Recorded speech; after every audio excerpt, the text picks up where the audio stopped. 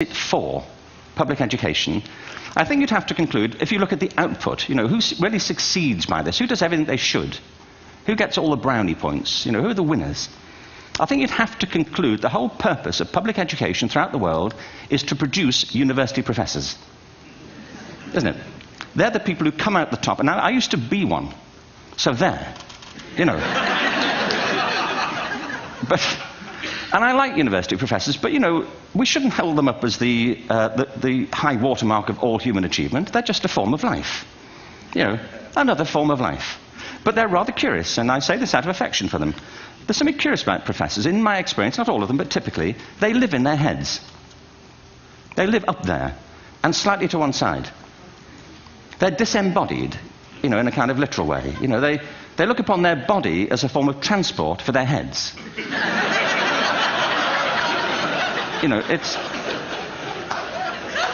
Don't they? It's a way of getting their head to meetings.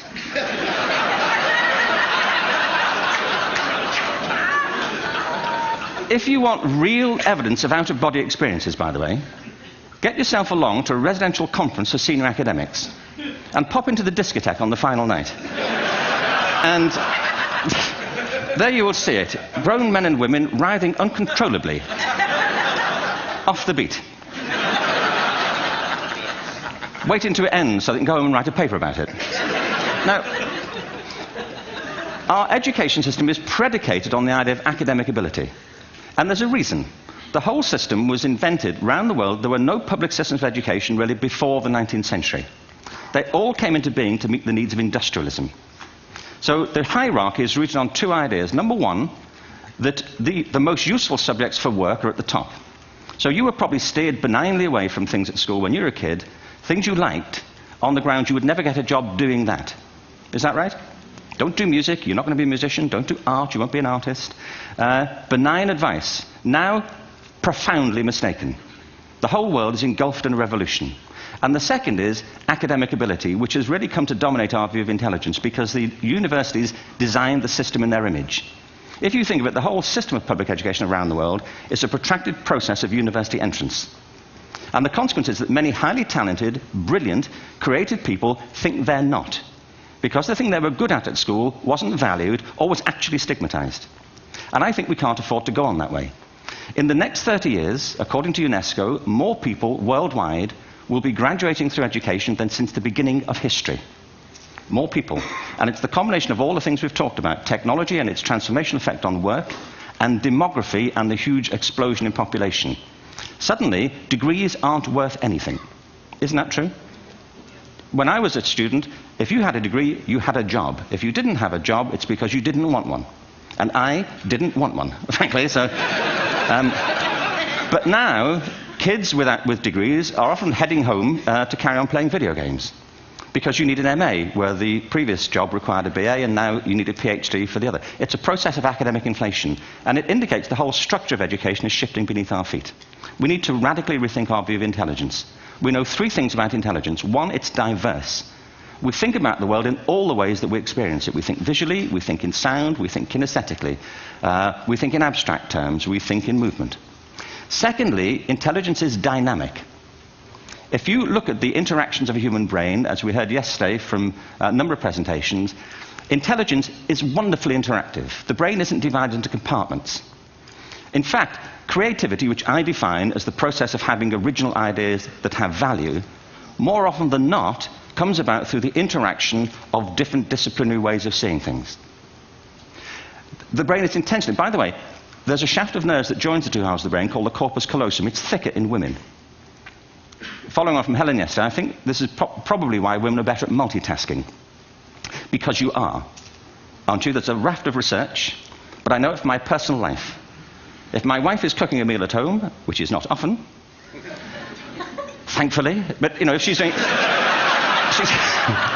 she's good at some things. But if she's cooking, she's dealing with people on the phone, she's talking to the kids, she's painting the ceiling, she's doing open heart surgery over here. If I'm cooking, the door is shut, the kids are out, the phone's on the hook. If she comes in, I get annoyed. I say, Terry, please, I'm trying to fry an egg in here. Really.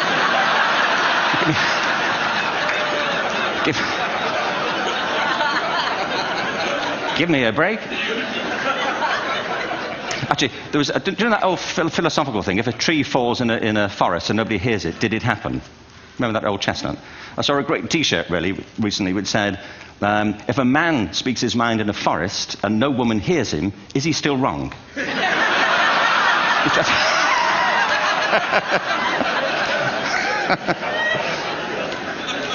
And the third thing about intelligence is it's distinct. I'm doing a new book at the moment called Epiphany, which is based on a series of interviews with people about how they discovered their talent. I'm fascinated by how people got to be there. It's really prompted by a conversation I had with a wonderful woman who most people have never heard of. She's called Gillian Lynn. Have you heard of her? Some have. She's a choreographer, and everybody knows her work. She did Cats and Phantom of the Opera. She's wonderful. I used to be on the board of the Royal Ballet in England, as you can see. And anyway, Gillian and I had lunch one day. I said, how'd you get to be a dancer? And she said it was interesting. When she was at school, she was really hopeless.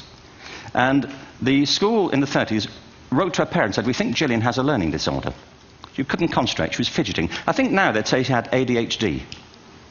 Wouldn't you? But this was the 1930s, and ADHD hadn't been invented, at this point. So it wasn't an available condition. People weren't aware they could have that. Anyway, she went to see this specialist. So this oak-panelled room, and she was there with her mother, and she was led and sat on this chair at the end, and she sat on her hands for 20 minutes while this man talked to her mother about all the problems Gillian was having at school. And at the end of it, because she was disturbing people, her homework was always late and so on, little kid of 8, in the end, the doctor went and sat next to Gillian and said, Gillian, I've listened to all these things that your mother's told me. I need to speak to her privately. So he said, wait here, we'll be back, we won't be very long, and they went and left her. But as they went out the room, he turned on the radio that was sitting on his desk. And when they got out the room, he said to her mother, just stand and watch her. And the minute they left the room, she said she was on her feet, moving to the music. And they watched for a few minutes, and he turned to her mother, and he said, Mrs. Lynn, Gillian isn't sick, she's a dancer. Take her to a dance school. I said, what happened? He said, she did. I can't tell you how wonderful it was. We walked in this room, and it was full of people like me. People who couldn't sit still. People who had to move to think. Who had to move to think. They did ballet, they did tap, they did jazz, they did modern, they did contemporary. She was eventually auditioned for the Royal Ballet School. She became a soloist. She had a wonderful career at the Royal Ballet. She eventually graduated from the Royal Ballet School, found her own company, the Gillian Dance Company, met Andrew Lloyd Webber. She's been responsible for some of the most successful musical theatre productions in history. She's given pleasure to millions, and she's a multi-millionaire. Somebody else might have put her on medication and told her to calm down. Now, I think...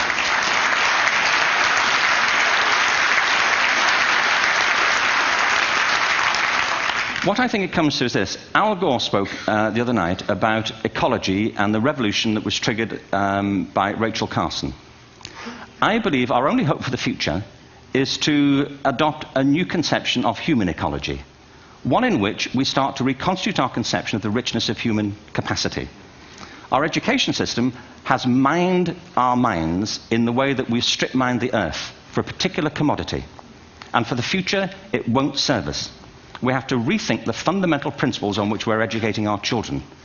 There was a wonderful quote by Jonas Salk, who said, if all the insects were to disappear from the earth, within 50 years, all life on earth would end.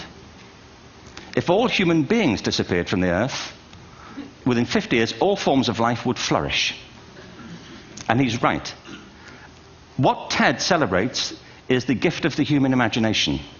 We have to be careful now that we use this gift wisely and that we avert some of the scenarios that we've talked about. And the only way we'll do it is by seeing our creative capacities for the richness they are and seeing our children for the hope that they are. And our task is to educate their whole being so they can face this future. By the way, we may not see this future, but they will. And our job is to help them make something of it. Thank you very much. Bravo. Here.